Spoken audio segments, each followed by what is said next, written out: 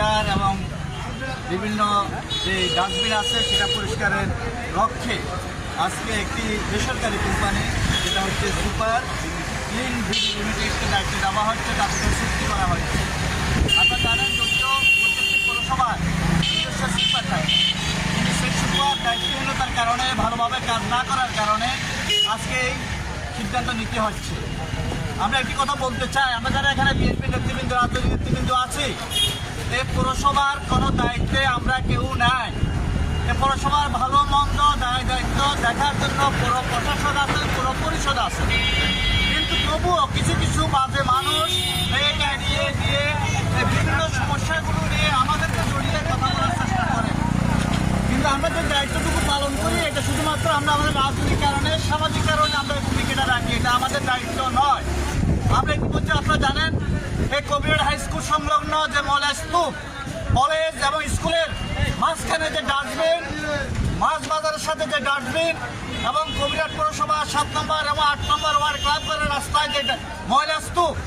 এইগুলো নিয়ে আমরা একাধিকবার কথা বলেছি, প্রতিবাদ করেছি, পুরো প্রশাসনকে আমরা বলেছি ব্যবস্থা গ্রহণ করার জন্য, কিন্তু বিভিন্ন সীমাবদ্ধতার কারণে তারা যথাযথ সময় ব্যবস্থা নিতে পারেননি। আজকে ওনারা একটা উদ্যোগ নিয়েছেন, এই উদ্যোগের জন্য আমরা পৌর প্রশাসন সহ সবাইকে ধন্যবাদ জানাই। আমরা এইটুকু বলবো, এটা শুধু পৌরসভার দায়িত্ব না, এটা শুধু রাজনৈতিক নেতৃত্বের দায়িত্ব না, এটা যারা বাজারের ব্যবসায়ী, এটা আপনাদের দায়িত্ব আছে, যারা এলাকায় বসবাস করেন জনগণ,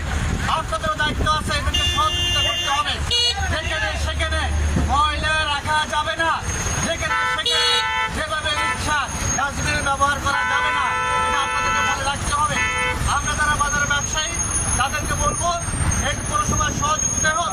আপনাদের উদ্যোগ হোক, আপনাদের নিজস্ব ওয়ান টাইম ডাস্টবিনের ব্যবস্থা, প্লাস্টিকের ডাস্টবিনের ব্যবস্থা রাখতে হবে, যেটা সেখানে ময়লা স্তূপ আপনারা সেখানে ময়লা সেখানে জমিয়ে রাখবেন, সেখান থেকে আমাদের যারা এই যে যারা দায়িত্বে আছে আজকে যারা দায়িত্ব পালন করবেন তারা সেখান থেকে সেটা পরিষ্কার করে নিয়ে যাবে।